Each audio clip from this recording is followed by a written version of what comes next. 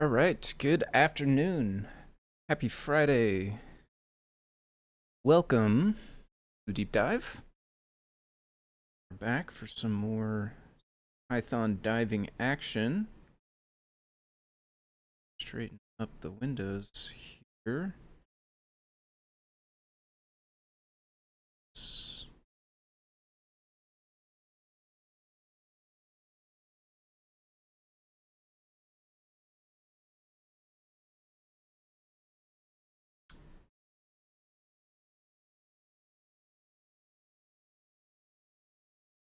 Right.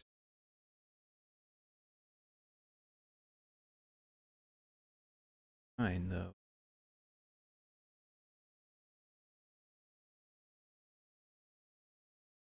Check real fast.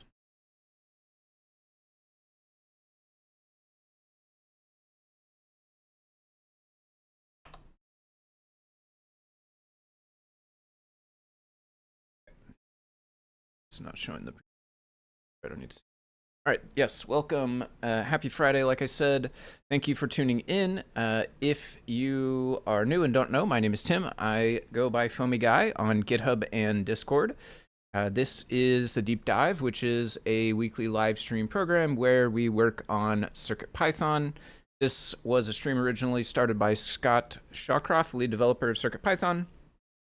He is working a reduced schedule right now as part of parental leave, so he's not around as much as he was when he was working full time, obviously. So he has stepped away from doing the stream for now, and I am here filling in. If you have not watched the stream before and don't know what it's about, it is about CircuitPython. You can learn more about CircuitPython at the main website for that project, circuitpython.org. It is basically a version of Python that runs on tiny computers called microcontrollers. The way it typically works, you plug it into your computer with a USB cable. It shows up like a thumb drive, and then you can modify a Python code file on that thumb drive, and when you save it, the microcontroller will actually execute the Python code in there for you. And then inside your code, you can interface with all sorts of other hardware, peripherals, devices, sensors, buttons, displays, RGB lights, pretty much every kind of little electronic doodad that you can imagine. You can interface in one way or another with a microcontroller, most likely. And CircuitPython allows you to do that by writing Python code. There are lots of other ways that you can program microcontrollers. This is just one of the ways for these 612 devices that we currently support right now. This is just one of the ways you can program them. There are many others, but this is what we work on here on the stream. As always, we'll say thanks to Adafruit. Adafruit is a hardware and software company based out of New York. They are the ones who make CircuitPython possible by paying the team of folks who work on CircuitPython, including Scott and myself, as well as some other people. If you would like to help support them, one of the easiest ways to do it is by purchasing hardware from them at adafruit.com. They have all sorts of different microcontrollers you can get. Many of the devices on here are Adafruit designs, and many of the ones that aren't, like the Raspberry Pi Picos, obviously are designed and manufactured by Raspberry Pi. Many of those different devices, the Adafruit ones and the third-party ones, are available from their website if you would like to pick up some microcontrollers, as are all sorts of other widgets and doodads that you can connect up with your microcontroller to use for various interesting projects. Today, I am working with this device, actually. Adafruit Pi Cowbell HSTX DVI output for the Pico, works with HDMI displays, and we are going to be working on some EDID stuff. EDID video, what does it stand for? It is the, nope, this is VISA, this is the wrong thing. I opened the wrong Wikipedia page. I had two, and I copied one. Must have been, yeah, here we go. So I clicked this link earlier. The extended display identification data, we're going to work on pulling some of this information in, which is information that is made available through that HDMI port, as I understand it. What is up, Beatograph over in the YouTube? Nice to see you today, my friend. So diving right in, I do have a Raspberry Pi Pico 2. It is hooked up to this cowbell, HSTX DVI output cowbell, and it is plugged in here. I have it connected to the HDMI capture device, which I've been using to feed it into my computer, which just makes it easier during the stream, and honestly easier during development as well, because I can get it in a window on my development PC rather than in a screen on its own thing where I got to try and focus the camera on it and there's glare and all kinds of stuff. So this allows us to see what the whatever is coming out of the HDMI. This allows us to see it here, in this case in VLC, loaded in via the capture card. So right now it is running this basic demo, which runs through a bunch of different display, sort of basic demonstration capabilities. What we want it to be running next, though, is from the new using DVI video and CircuitPython. Shout out to Anne. This is a new guide that just went up the other day over in the Learn Guide system. This one covers EDID on the monitor display capabilities page. That's what I'm looking at today, is the EDID information. But this guide, I should say, also covers a load of other topics relating to CircuitPython and DVI displays. So if you have already a Metro RP2350 or a Feather RP2350 or a Pico 2 or 2W, and you would like to use something like this HSTX cowbell to drive a DVI or HDMI compatible display, this is the guide you should check out. There's loads of great information in here about different ways that you can set it up, different things that you can draw on it, all sorts of the capabilities that are possible. What is up, VP Tech Ops over on Discord? Nice to see you today, my friend. And so there is an example in here for EDID, which is where we are going to start. I'm going to copy this code, and then we are going to start trying to work this into a library using the, is it bus device, or I'm not sure if bus device is the right library or not, but the one that has like RO bits and RW bits and that kind of stuff. We want to use that, which is kind of like a typical design pattern, I guess, coding pattern for CircuitPython I2C drivers, because it turns out EDID actually communicates over I2C. And so we can essentially write a driver just like any other little sensor or doodad, right? So that's what we're going to try and do. I don't have a whole lot of practice on I2C drivers, so I figured this would be a good one to do, since I've got sample code that it should be working for us, and we can kind of base it from that and then start moving it over and go from there. So this is the HSTX DVI example code, we're just going to say. Copy of that. A code hoarder sometimes. This, we're going to go back to here and copy this again. Hey, they, did I refresh? Oh, that's awesome. They made this go back. Okay, that is such a small thing, but that is awesome, because I actually noticed this a while ago. You used to click copy code. It would stay, it would stay as copied, and then like for me, what I would tend to do is then go to my device and do exactly what I did here. Be like, oh, you know what? I actually want to keep a copy of my CodePy, so let me copy paste that into a new file. Well, then I've overwritten my copy from here. Now this bounces back. Anyway, that is a minor graphical interface detail, but that is honestly the kind of small optimizations that I live for. So props to the Learn team. I have a hug report going out for them this week. No matter how small that is sweet, and I approve. I like it. Coors day again today. I can have a break. Nice. Sweet. Break is always good. All right, so let's see here. I think one thing we might need to do is, this is probably gonna be just doing board.I2C on SCL SDA. The thing is, I am on a Pico 2 right now, which of course does not I believe does not have those pins, if I am I'm remembering correctly. So if we go board and dir board, so it has no SDA SCL. It has a stemma. Not entirely sure. We'd have to go look at the pinouts of the hardware and or the pins file in CircuitPython to figure out what that is. But I think what we're going to do instead of worrying about that is actually we can just change the pins here.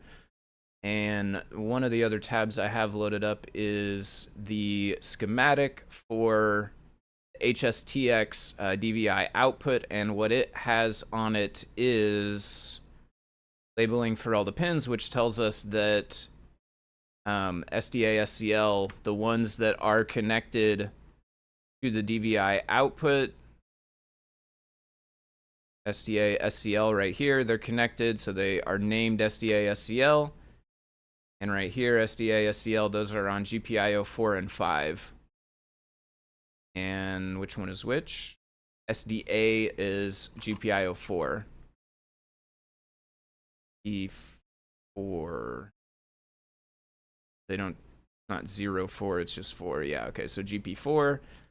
And then that one will be GP5. And then I think the rest of this may work. So let's save that. Try to run this. There we go. Okay, yep, we got loads of information here. I2C present, we found device at 50. It has a valid EDID signature. It has a good checksum. So this, again, is plugged into my capture card. So this is all information that is being reported back to, CircuitPython is being reported back to this code now over I2C from my capture device, which is a, I forgot the name of it, EVG, I don't know, E1 or X1 or something like that. X12, XR1 Lite, XR1 Lite.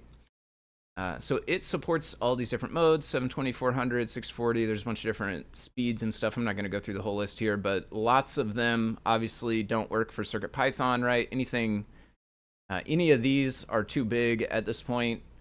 Maybe one day, next couple of generations of hardware when we've got more RAM, maybe someday. But for now, we are mostly down at this end here, the 720 by 400, the 640 by 480. And then in CircuitPython, we can actually have half of these sizes as well, although I think they get doubled internally or something. So I think from the display's perspective, the display doesn't know that we're running at like 320 by 240, for instance. Instead, CircuitPython is giving us a 320 by 240, frame buffer, and then duplicating it, essentially multiplying it by 2 to make it fit into this size. I think that's what's going on there. Okay, so this has got lots of different stuff. Default is down there. That's interesting, which is what we ended up on. Okay, cool. So this works. We're going to save this as EDID simple test. Well, we're actually going to save this as EDID. Yeah, let's just say EDID simple test. That's fine. Eventually, we'll make another simple test for the library, because what I want to do here now is go file. We're just going to make this Adafruit EDID for now. Maybe we'll change the name eventually. I don't know. Class Adafruit. We don't need that part though. Maybe EDID interface. I think we're going to call that for now EDID interface. Not going to extend anything.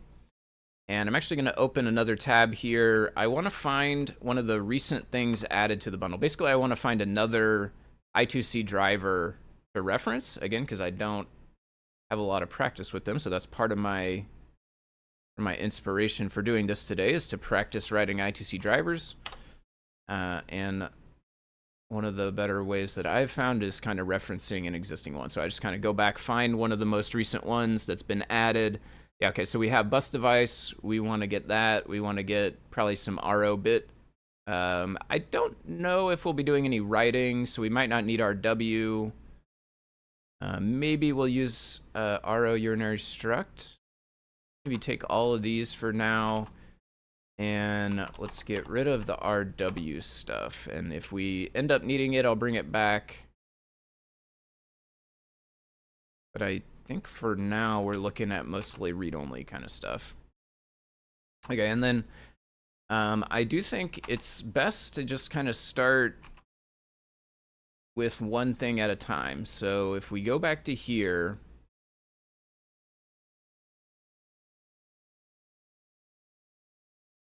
one thing that this doesn't do is show the version. I don't think so. It find a signature. I don't know if the signature is part of the version or not. or other way around. I don't know if the version is part of the signature. Remember when access.bus was a thing, keyboard and mouse on I2C along with the monitor. Oh, interesting. I've never seen keyboard and mouse on I2C. Except for actually one I2C keyboard I used actually was, I mean, it's more in microcontroller land, right? But it was the like the little BlackBerry one, I think. Maybe Solder Party. It's a little BlackBerry keyboard. I'm not sure if that's the right company or not, but I think something like that.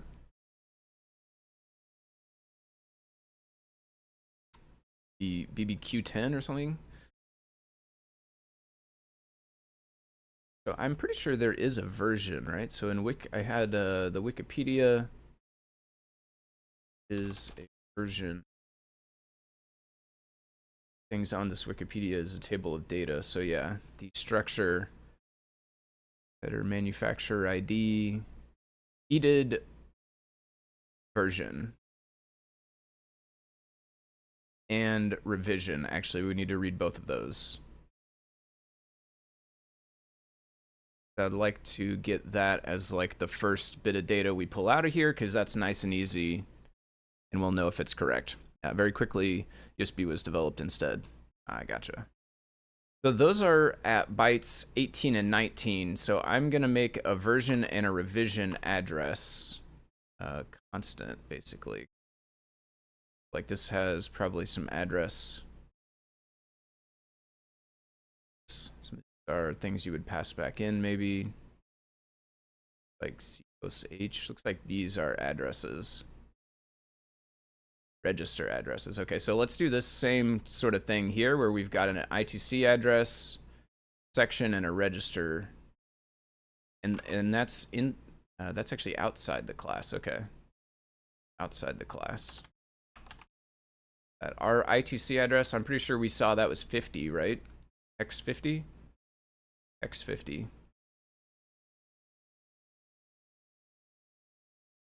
Register addresses. So we're going to start with just two, the version and the revision said there. Copy one.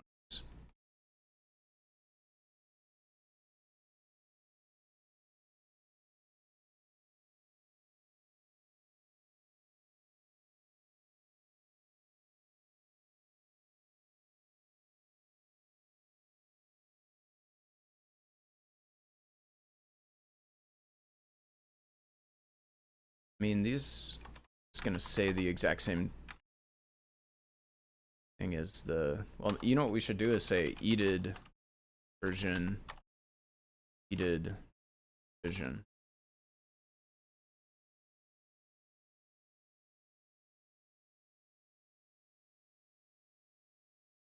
Okay. And then inside of our inside of our class, we can basically go and make some, of these things. RO bits. So we want I think we could use a unary, well, we're going to be read only. I think we could use a unary struct. This is in here. Version. It's not going to be H though. We need to find the right one of those. So we have only one byte, right? Wikipedia said byte 18 and byte 19. So we need to get those as a single byte, whereas I think this H, this is probably a 2 bytes thing. Struct.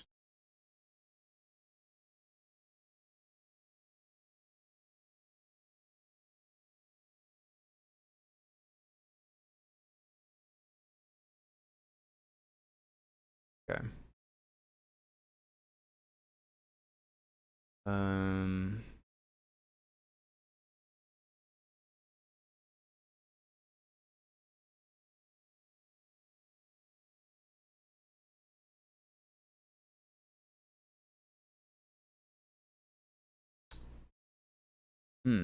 Okay, so there's not actually one for an 8-byte number. There's character, there's signed character, there's unsigned character.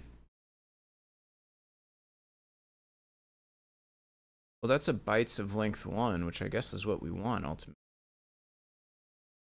Feels awkward to put it into character, I suppose, but whatever.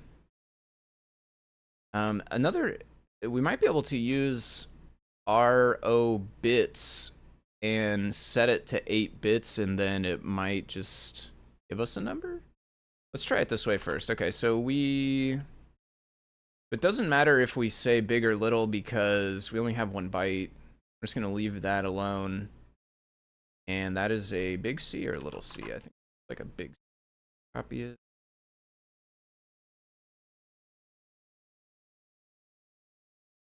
And then make a revision also. And then we need an init. Then we'll start testing this. So kind of get one little chunk at a time, and then we can test it. So init, this takes an I2C, which we can import from bus.io. Typing bus.io import I2C. Set error, and that can just put that.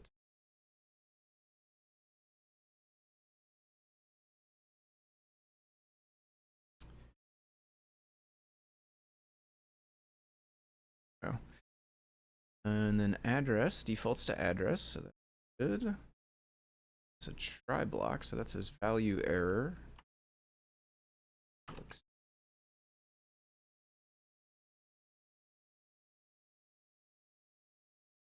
And then I guess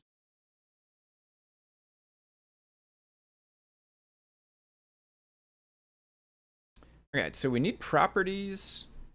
It occurs to me actually I don't know what ties together. So somehow when you access these, they go over I2C and they grab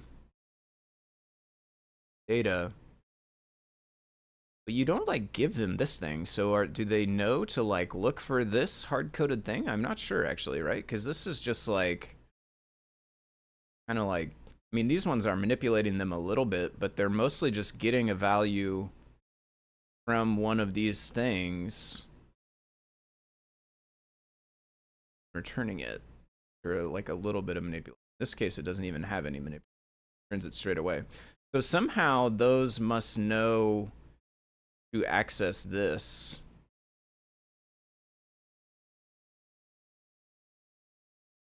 I don't think we'll need any of this kind of stuff. So let's just make a property. Let's make 2 properties, one for version, one for revision, and then we can try it out.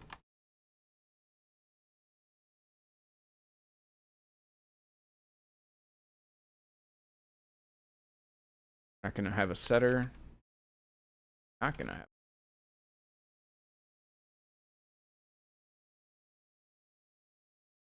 Oh, these should not be inside of a init though.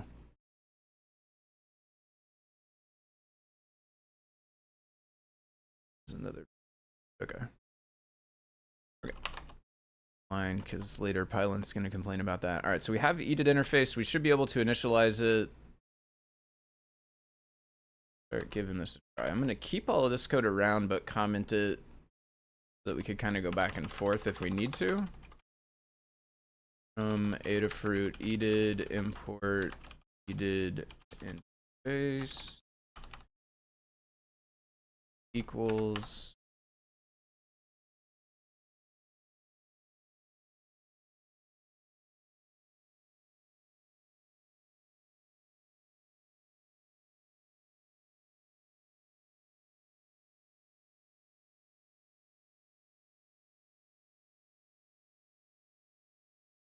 module named register.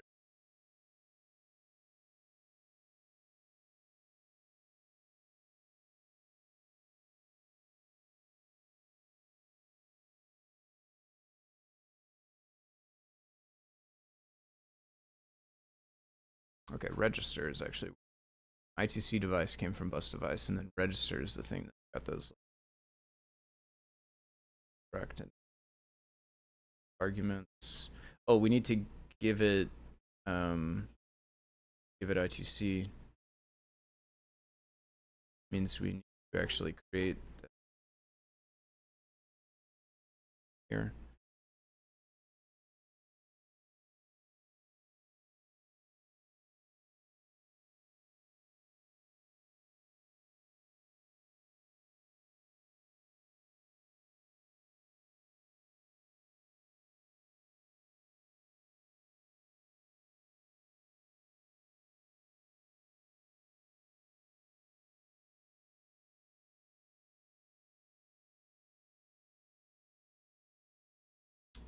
Type code.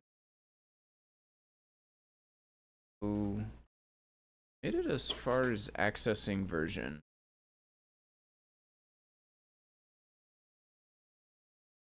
Bad type code. I'm assuming that means that the way we use unary struct is probably not great. Maybe it does not want you to have this. Still bad type. Maybe it just doesn't want to do that. Instead, let's try RO bits. Then we can just use 8 bits.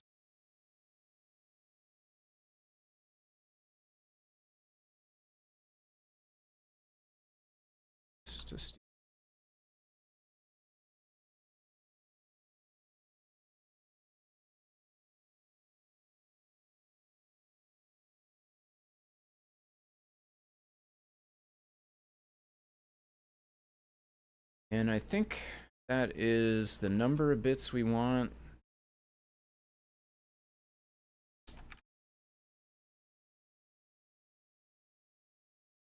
Then the address, and then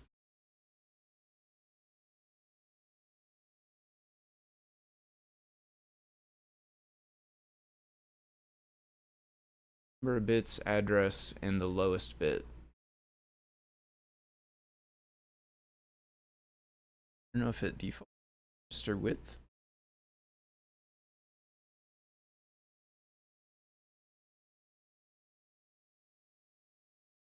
Number of bits is 8.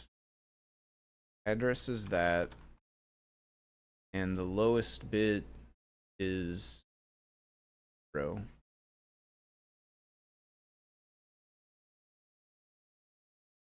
Guess we'll be.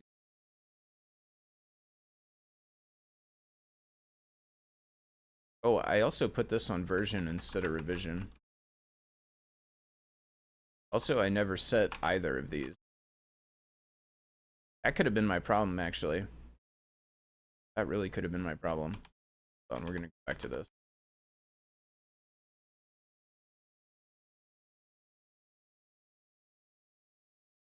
Those what? 18 and 19?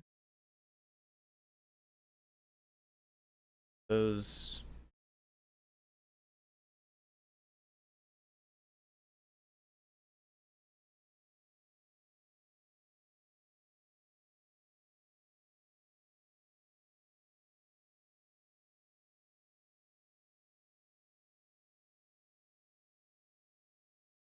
On the X.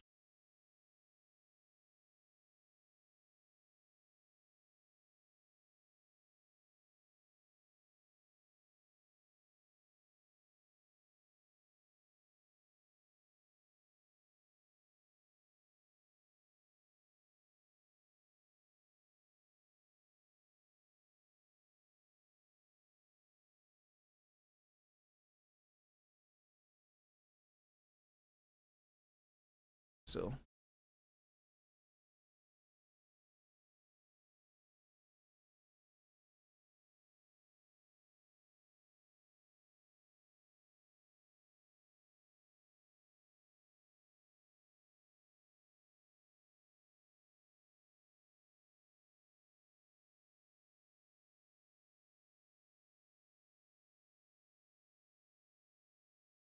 Let's keep this. Okay. Maybe we figure out how to do it.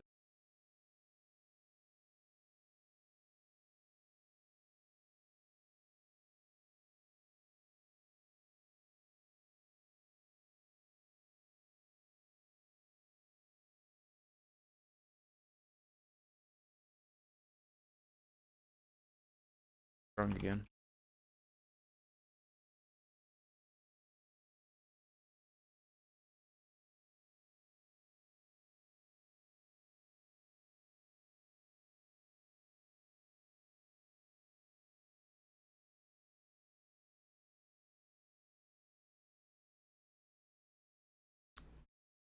Okay. This time we got 34.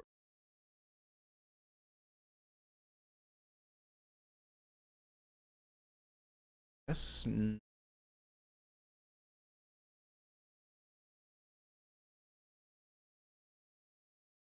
One. That sounds good. 1 for this. So as long as our revision is 4, then it looks like we got this good now.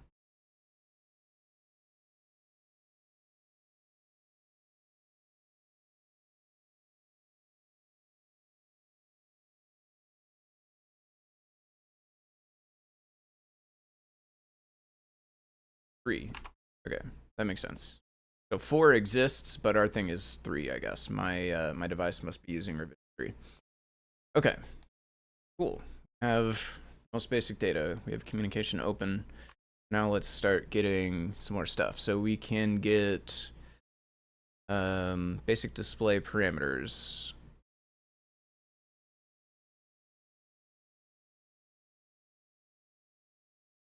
Seven.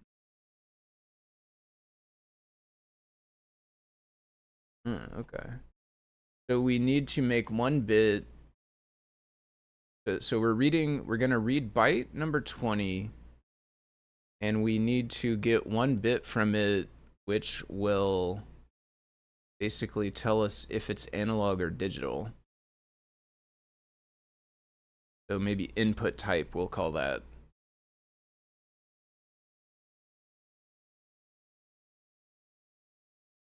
Input type. This one is only 1 bit, so I am gonna go and get arrow bit. Assume this one will just take the address and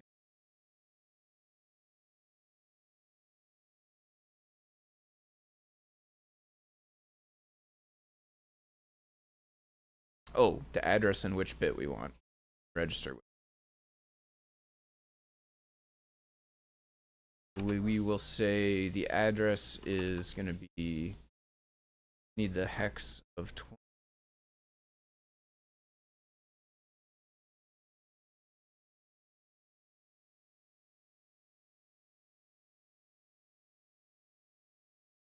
The info.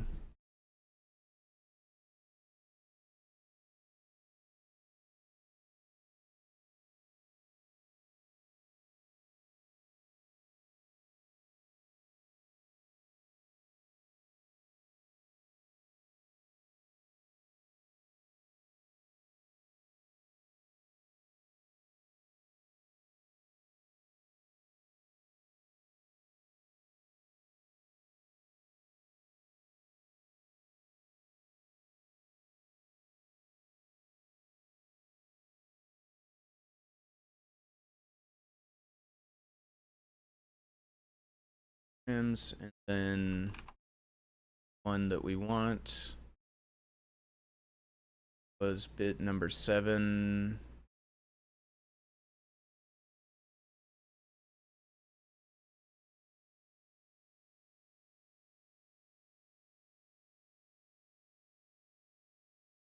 Guess we could also make type, but type digital.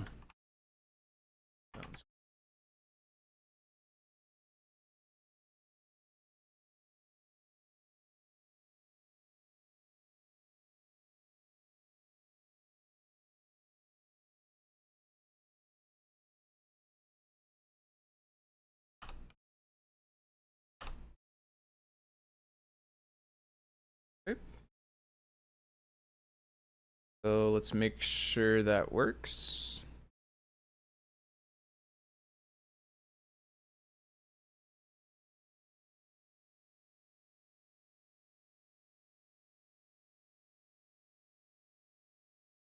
Okay, so it returns that as a Boolean because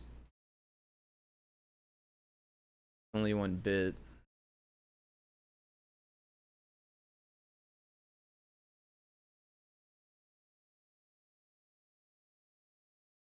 We like that so much. So let's say return um, digital if that's true, else we return analog. And I don't know how I'm going to test that, but I think that should make it return an int at least.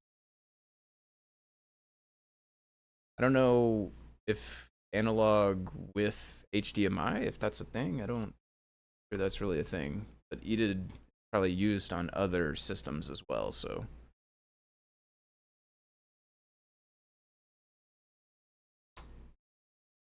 then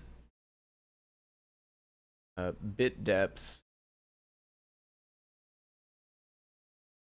and video interface.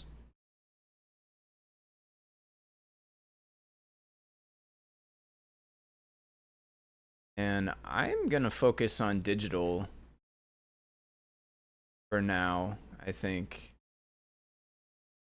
Because I don't know, I don't think Pico DVI would work on whatever kind of display this is actually for. But I don't know. We have the 1 or 0 now. It could possibly work, or if we add support in the future for that kind of display, this could still be expanded later. So we're gonna have bit depth, and we are gonna have video interface.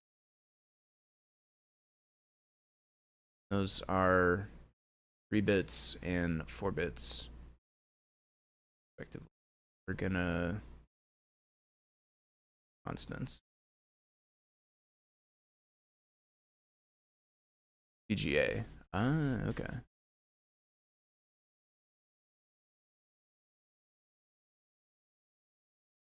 So let's actually start at the other end this time. So let's say property def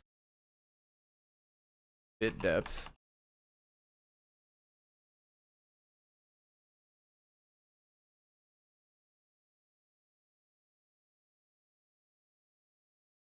I don't sure what I don't think we need to bother.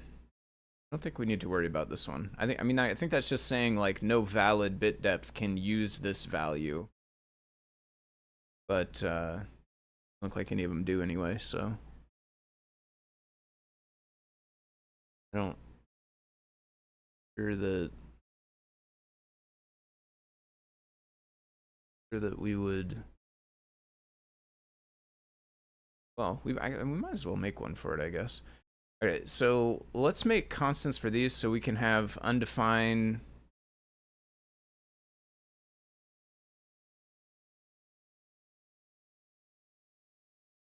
So we can have this, yeah, we can have this return an int. And then we'll make some of these. So like bit depth undefined equals const. Actually, just do this, right?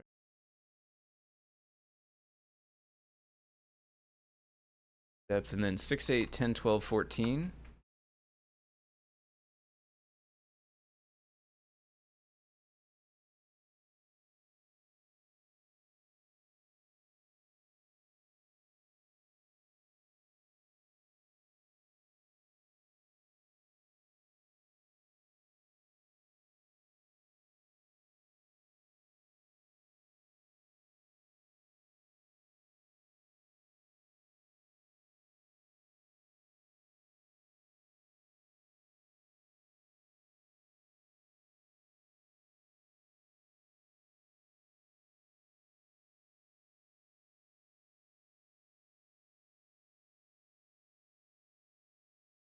Depth. We have actually a 16 as well. I'm off.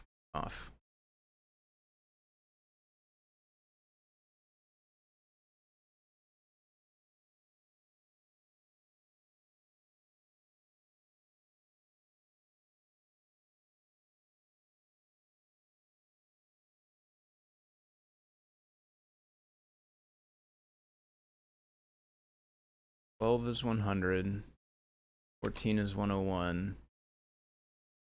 16 and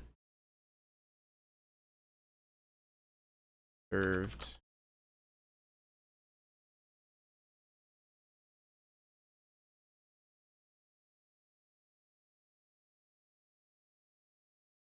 Bit depth, we are going to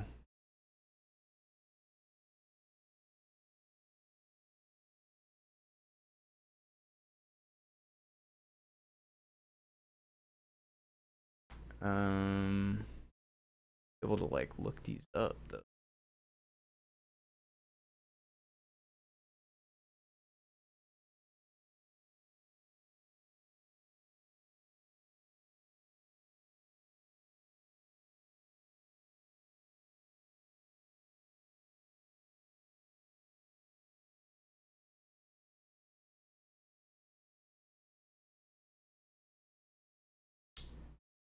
Well, not worry about it for now.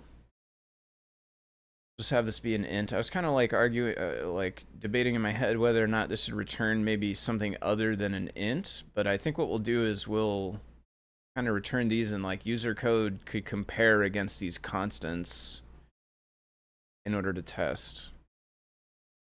We'll do that for now, and then maybe eventually we could have a look up where we turn a string or something, if that makes sense. But so bit depth, that's gonna go in access.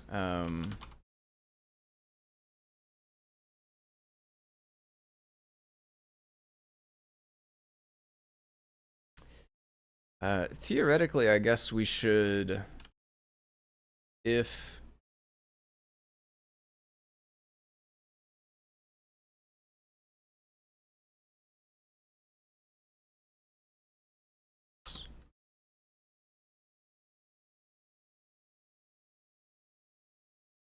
that for now. Then we need to make a bit depth. So again, we kind of went a bit this one backwards. So we'll make bit depth. That is going to be an RO bits. You want 3 bits. They are going to be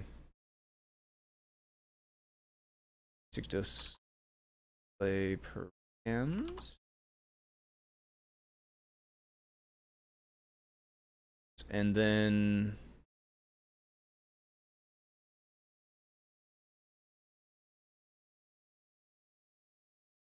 to start on.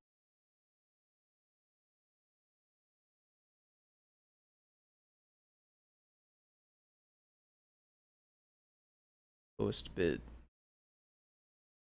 byte. Lowest bit that we want to get? I assume that means the lowest bit that we want to get.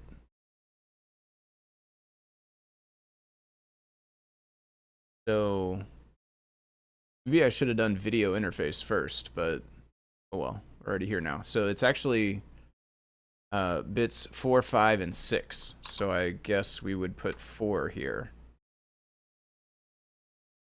And let's see if that...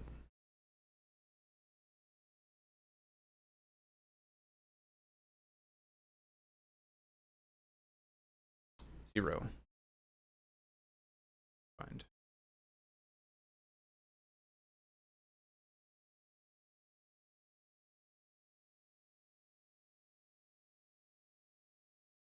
Hmm.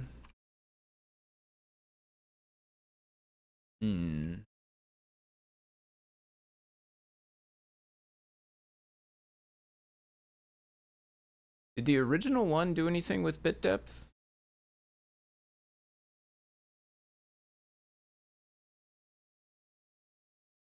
Not have any.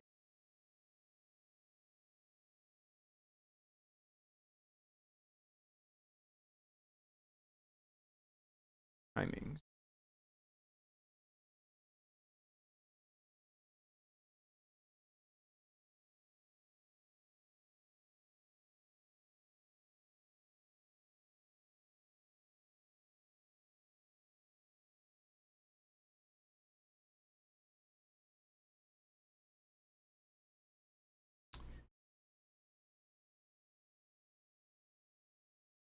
Okay. I will I want to check the full byte real quick and see what's going on with it. So this one's gonna actually just be temporary. You're gonna make a display params RO bits. It's 8 bits. It is display params, and we'll do 0. And then this is temporary. I'm not gonna bother with making a property for it. Instead, I'm just gonna say print. I would like the binary version of EDID dot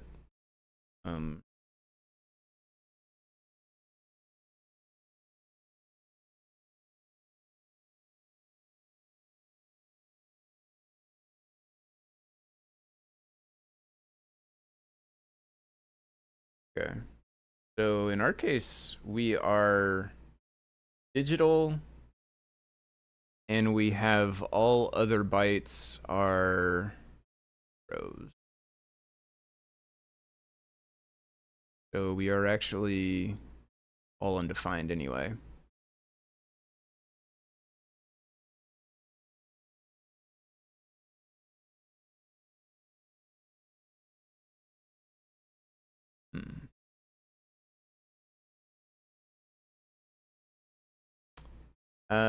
And I'll basically kind of have to like use this on some more screens and see, kind of try a couple and see if any of them return anything more useful there, in order to know if that query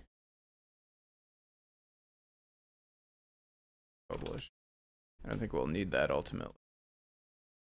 But since they are all zeros, I'm actually just gonna skip for now the bit. I mean, I'll leave what I have for bit depth, but I'm gonna skip the video interface since we know that's gonna be all zeros. Presumably, BI would be what we would be expecting, I think, but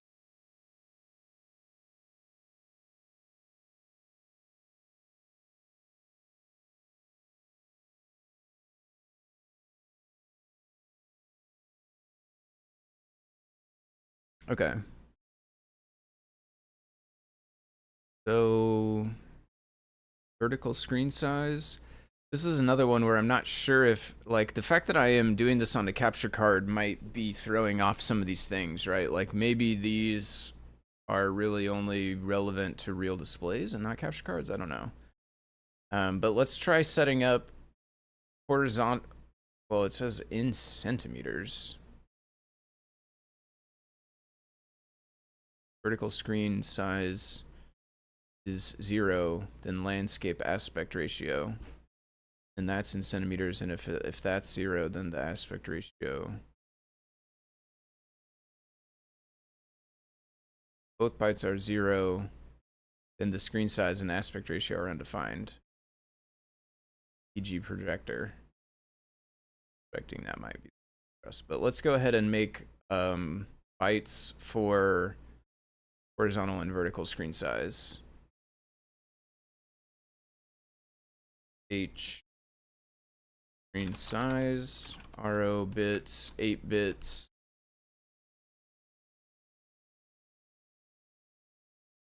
H size. So that is 21 and 22, so it should be just 15 and 16. Had 20 for that. H comes first, yeah.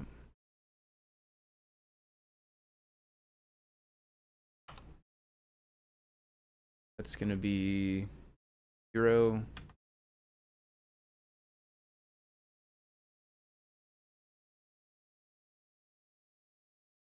These ones we will make properties for.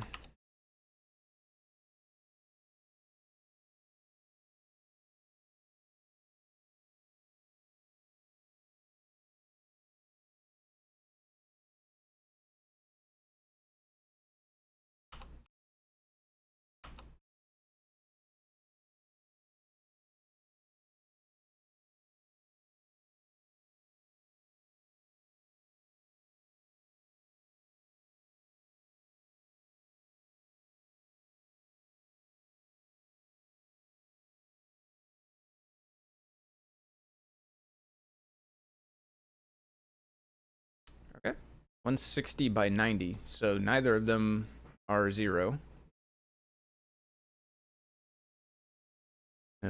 In which case, just the size in centimeters.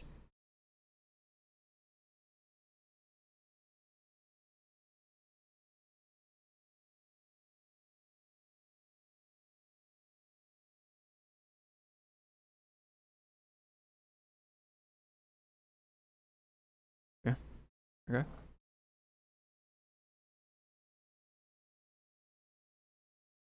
What happens if you have a screen bigger than 255 centimeters? I don't know how big that is. Display gamma. Might as well set that one up. Again, I don't know if that's gonna like make any sense for a capture card, but we got size, so maybe.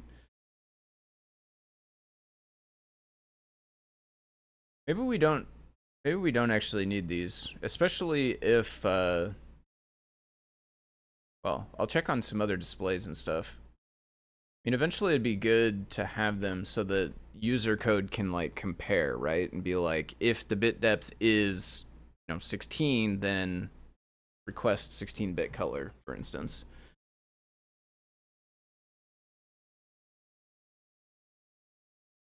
Next byte, 23 for gamma. Gamma.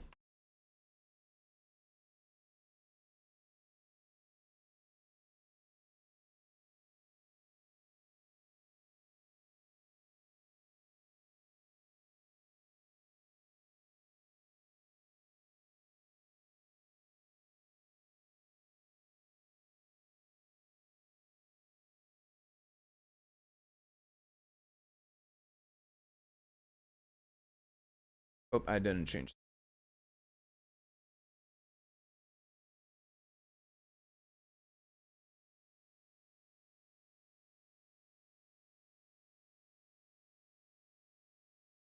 Point 1 to 3 point.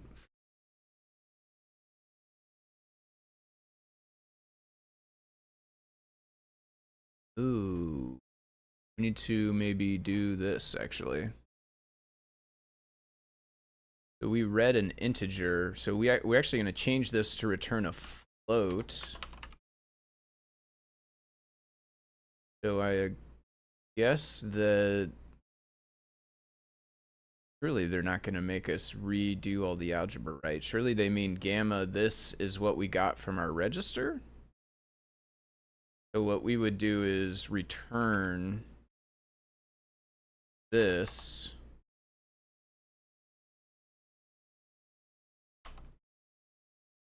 I'm going to say gamma reading.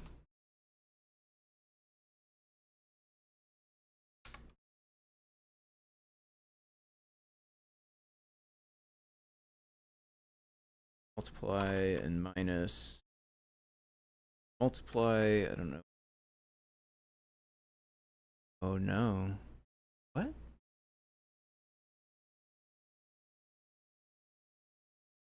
That's not minus. Hold on. Data value equals gamma times 100. Or 100 equals gamma minus 1.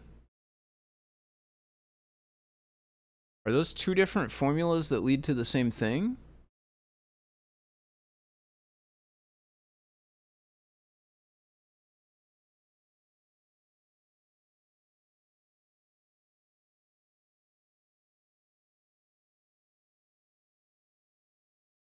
Okay, this is not gonna give us a, this is definitely not gonna give us a float, right? Because we got whatever, 120. And if we just multiply it by 100, that's not gonna be a float.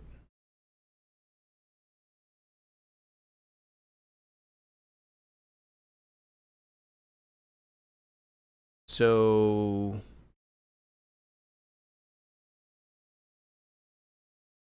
okay, gamma times 100. Maybe I'm reading this backwards. So yeah, I think actually I am reading this backwards maybe. So data value is what we got out of the register. we do need to do the we do need to do the algebra essentially because we want to find gamma. So we need to like, we're actually doing this, we need to reorganize the equation to get gamma by itself. And for this equation, that's actually relatively easy. We're just going to take the times 100 from here. To get rid of it, we can divide it by 100. We can divide this by 100. So we need data value over 100. So 120 over 100 in our case is going to be 1.2.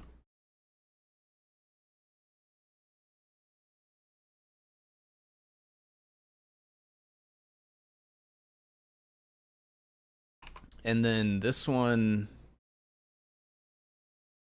I think, is the same thing. Maybe. Or are these supposed to be minuses? See, it's weird to me they got, I don't know why they use these weird, like, why these? Why not characters that are regular? This is like an M dash instead of a minus or something, right? It's like, so maybe well, but there can't be two equal signs, right? So these have to be two different equations. I don't know why they would, why would there be two different equations though? And this one doesn't have data value. So they really can't be two different equations.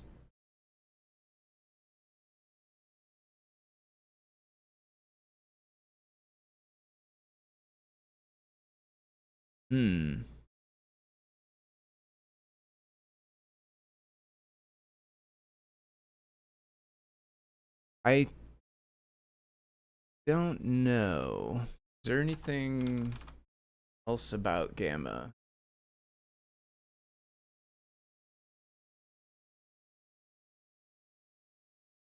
Gamma times 100. Like EDID by 23.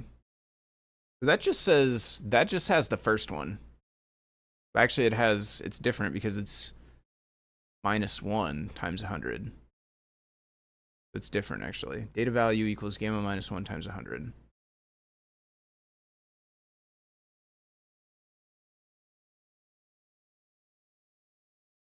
Which is kind of similar to this one. It's basically like this one, but if this were data value instead of 100.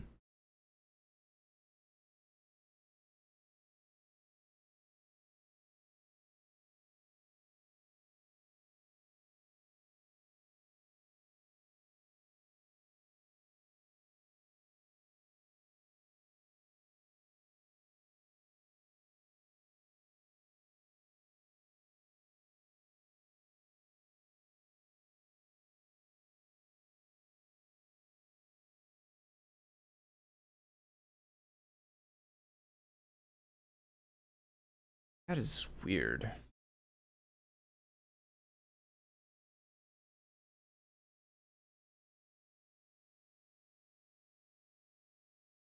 Yeah, I'm gonna probably have to find some other reference for this part.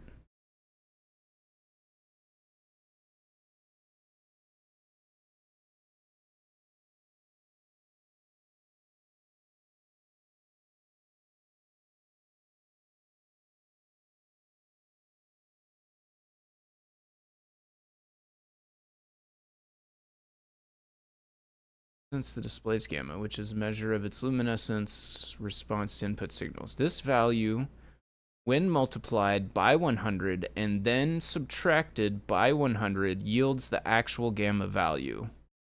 So if the AI knows what it's talking about, which is an if, then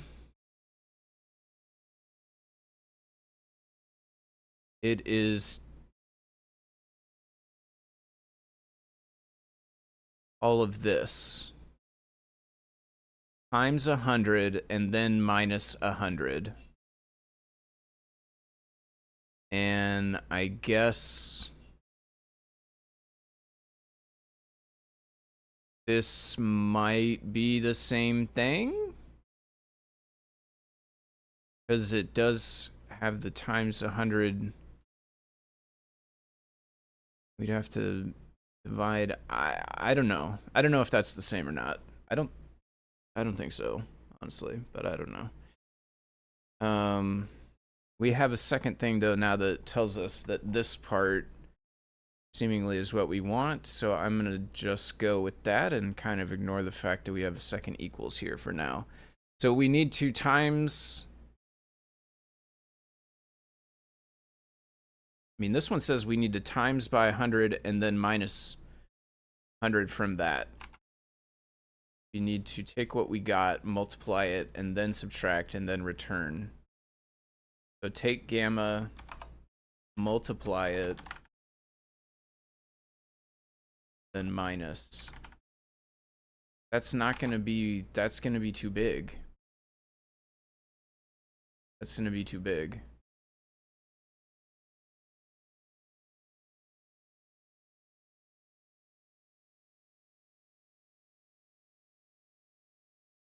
For instance, gamma value of 2.2 is common and it's achieved when that holds the value of 120, which we had.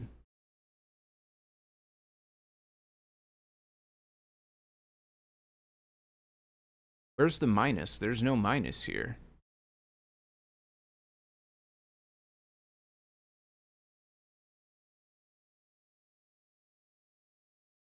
So this is back to just dividing.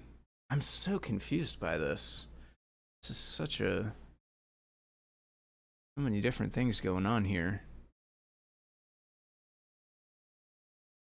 Value representing gamma.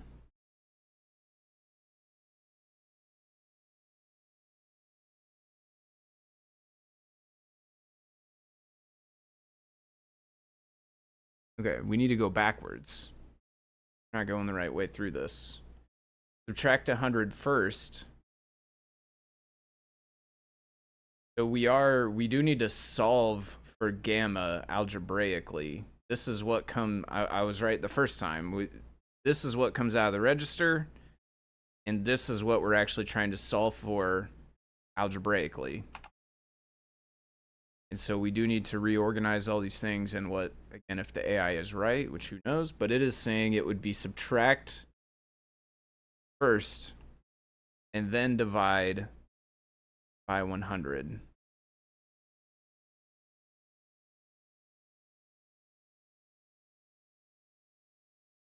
And we are going to be wrapping up here pretty soon. So if anyone has any other questions, comments, ideas, things they want to share, now's the time to do that in the chat.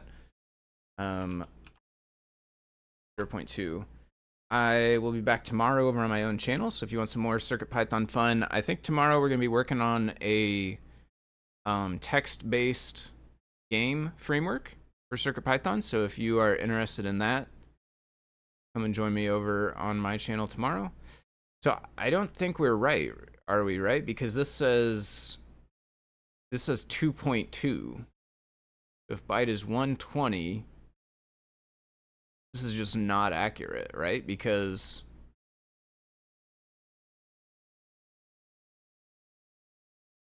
yeah, this is just not accurate.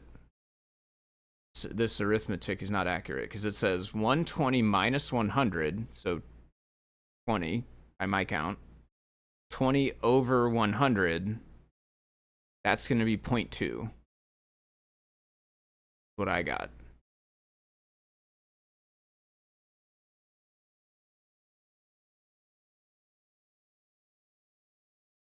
Okay. I don't know how to do the gamma. Something we need to do. I would like to find maybe some code that implements gamma reading somewhere else that we could reference. But we are pretty much at time for tonight, so I will wrap it up for now. Thank you for everyone who is watching. Hope you all have a good rest of your evening and a good weekend.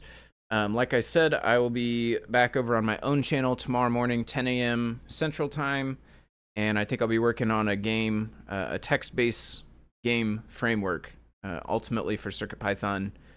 So that's what we'll work on tomorrow, and then I should be back, I believe, as well next week for the deep dive at the usual time. So next Friday, same time as today, and that is 2 p.m. Pacific, 5 p.m. Eastern, or 4 p.m. Central, all U.S. time zones. That's Friday. We'll be back tomorrow morning, 10 a.m. Central on my channel. So take it easy. Have a good night, everyone. Thank you all for watching, and I will see you later.